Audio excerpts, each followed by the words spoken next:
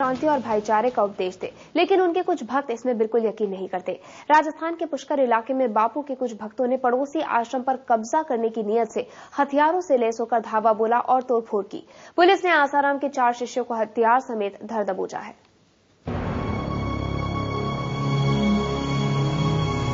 आसाराम बापू, आपके प्रवचन में सत्य, अहिंसा और धर्म की बातें होती हैं। हो सकता है कि आपके प्रवचन से भक्तों की जिंदगी में शांति आ जाती हो, वो लोगों से नफरत करना छोड़ देते हो, वो सत्य बोलते हो।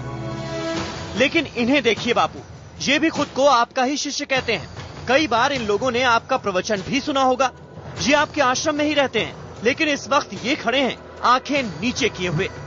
अपराधियों की तरह इनकी पहचान हो रही है। गंभीर हैं आपके शिष्यों पर आरोप।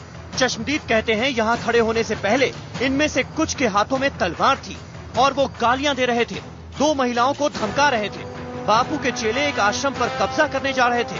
सुनिए बापू, आप भी अपने शिष्यों की कारस्तानी। ये कहते हैं कि हम यहीं रहेंगे, हम माने, और अब बोलो तो झगड़ा करेंगे, बकेंगे, मारने दौड़ेंगे, तो जान को खतरा है। ये आश्रम योगानंद नाम के एक बाबा का है, जो कि आसाराम बापू के आश्रम के बगल में ही है। योगानंद की मौत हो चुकी है, इसीलिए ये आश्रम साध्वी बालानंद पुरी चलाती हैं, जो कि योगानंद की बेटी भी हैं। इनका कहना है कि आसाराम बापू के आश्रम के लोग उन्हें लगातार परेशान करते रहते हैं, लेकिन इस बार तो उन्होंने सारी सीमाएं ही तोड़ दी।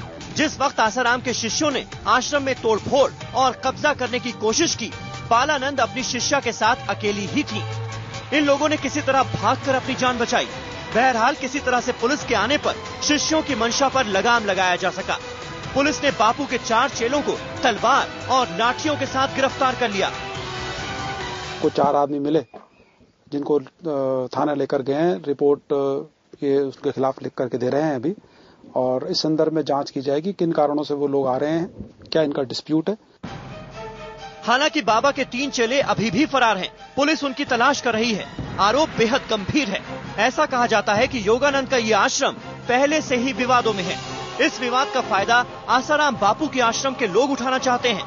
उनकी नजर 13 बीघे में फैली इस करोड़ों की जमीन पर है, लेकिन आसाराम के आश्रम के लोग इस पूरे विवाद में खुद को पाक साफ बता रहे हैं। उनका कहना है कि साध्वी बालानंद पुरी तो उन्हें पहले से ही आश्रम की पावर ऑफ अटॉर्नी और संकल्प पत्र दे चुकी हैं।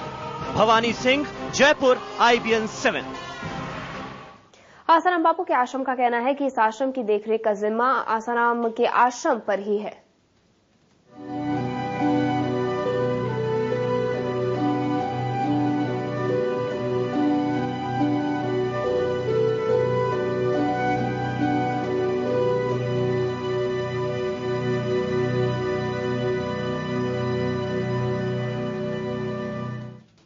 डिस्प्यूटेड है कोर्ट में, और उस पर स्टे भी लगा हुआ है, इसलिए मालिकाना हक ट्रांसफर हो नहीं सकता।